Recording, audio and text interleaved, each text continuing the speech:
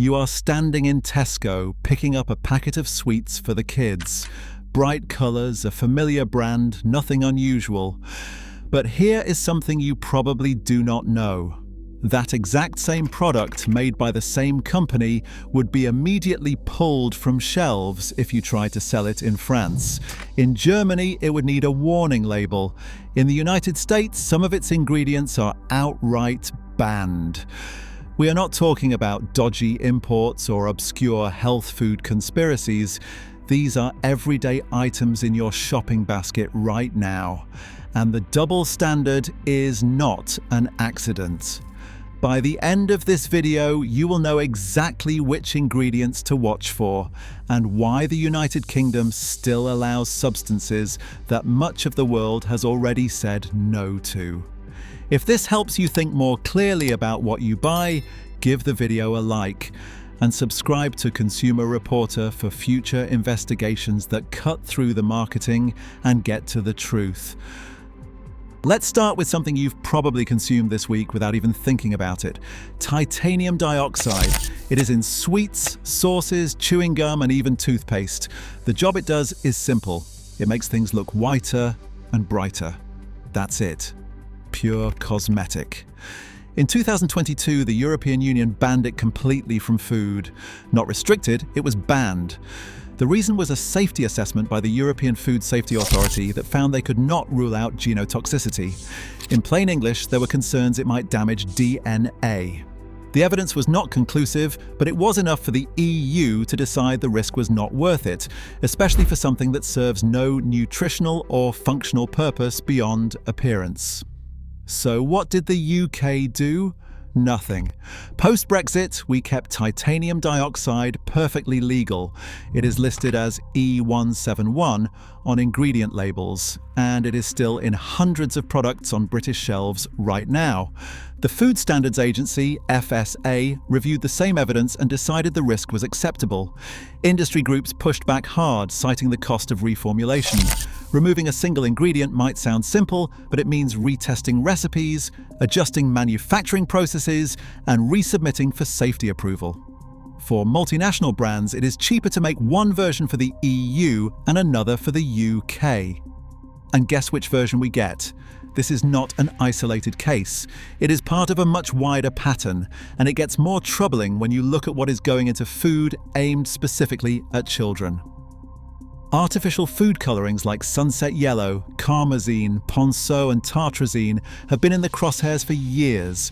These dyes make sweets, soft drinks and desserts look more appealing, but they have been linked to hyperactivity and attention problems in children. The evidence comes from the Southampton study, a robust piece of research that found certain artificial colors and the preservative sodium benzoate increased hyperactive behavior in children. The EU responded by requiring warning labels on any product containing these dyes. The label must say may have an adverse effect on activity and attention in children. It is not a ban, but it is a big red flag for parents, and most manufacturers reformulated their products for the European market rather than carry that warning. In the UK, no such requirement exists. The same dyes are used freely, and there is no legal obligation to warn anyone. Even more frustrating, some brands sell a reformulated version in the EU using natural colorings and keep the artificial version for the UK market. Same brand, same product name, different recipe, depending on where you live. The British version is often cheaper to produce, and without a warning label, most shoppers have no idea. Then there is brominated vegetable oil, sometimes abbreviated BVO. If you have ever wondered how the flavor in some citrus soft drinks stays evenly mixed instead of floating to the top, this is often the answer. BVO keeps the flavoring oil suspended in the liquid. It sounds technical and harmless until you learn that bromine, the key element, can accumulate in the body over time. High levels have been linked to neurological issues, memory problems, and skin lesions. The European Union banned it in 2008. In the United States, major brands like Coca-Cola and PepsiCo voluntarily phased it out after consumer pressure, even though it was not fully banned by the FDA until recently. India removed it. Japan does not allow it. But in the UK, it is still permitted under certain limits. You will not find it in every drink, but it is legally allowed, and some imported or budget products still contain it. The question is not whether it is in every bottle. The question is why we are still allowing it at all when safer alternatives exist. And the rest of the world moved on years ago. Now, let us shift gears, because this is not just about food. Your cleaning products and personal care items have their own set of issues, and regulation here is even patchier. Microbeads are tiny plastic particles that were used in face scrubs and toothpaste. They were banned in the UK in rinse-off cosmetics in 2018. That sounds like progress until you realise they are still allowed in plenty of other products, such as detergents and cleaning agents. The ban was narrow and significant loopholes remain.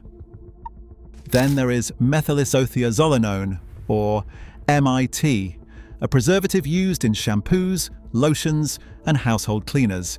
It is a known skin sensitizer, meaning it can trigger allergic reactions, and dermatologists have been flagging it for years. The EU restricted its use in leave-on cosmetic products, but it is still present in plenty of UK items, especially in cleaning supplies where the rules are looser. There is a regulatory gap between cosmetics, which are somewhat controlled, and cleaning products, which get far less scrutiny despite often containing harsher chemicals. Formaldehyde-releasing preservatives are another example. These chemicals slowly release formaldehyde over time to prevent bacterial growth. Formaldehyde is a known carcinogen, yet these agents are still in everything from shampoos to washing up liquid, often listed under names like DMDM-hydantoin or diazolidinyl urea. They are legal, they are common, and most people have no idea they are being exposed. And then there is the controversy that became a symbol for the entire Brexit food standards debate. Chlorinated chicken. You probably remember the headlines. The fear was that a US trade deal would flood British supermarkets with cheap American poultry that had been washed in chlorine to kill bacteria. The UK government held firm and maintained the BN, which sounds reassuring until you understand why the practice is rejected in the first place. It is not that chlorine itself is massively dangerous in the amounts used. The issue is what it represents. The EU and now the UK ban chlorine washing because it is seen as a shortcut that masks poor hygiene earlier in the supply chain. If you maintain high welfare and cleanliness standards during rearing and slaughter, you do not need to disinfect the meat at the end. The American approach is more about treating the problem after it has happened, rather than preventing it from occurring. The chlorinated chicken debate revealed something crucial about regulatory philosophy. Do you set high standards throughout the process, or do you allow lower standards and try to fix things at the end? The UK kept the ban, but the argument exposed the tension between maintaining rigorous protections and pursuing trade deals that require compromise. So why does the United Kingdom allow ingredients and practices that other countries have restricted or outright banned? The answers are more complex than you might think, and they are not always about safety alone. Post-Brexit, the United Kingdom gained the freedom to set its own regulatory standards. That was supposed to be an advantage, a chance to tailor rules to British needs.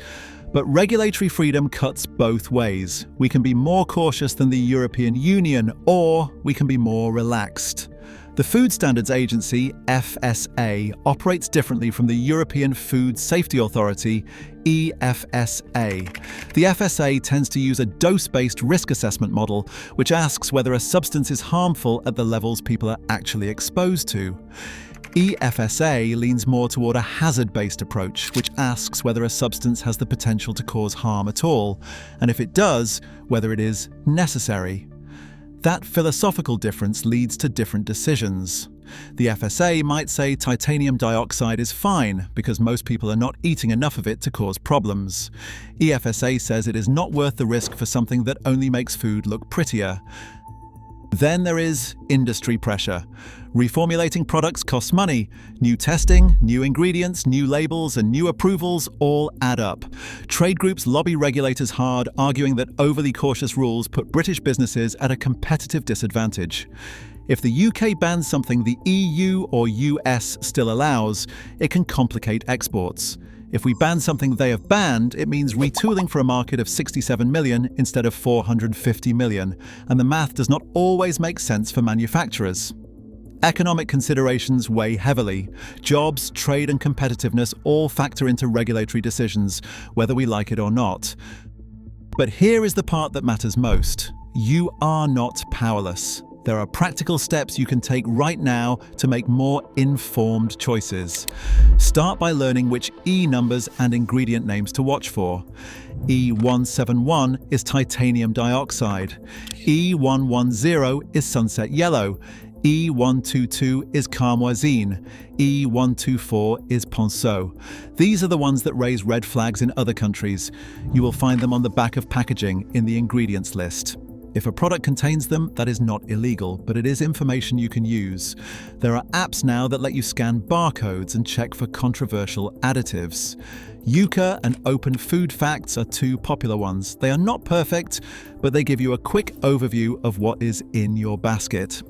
The key is understanding the difference between legal and optimal. Just because something is approved for use does not mean it is the best choice for you or your family.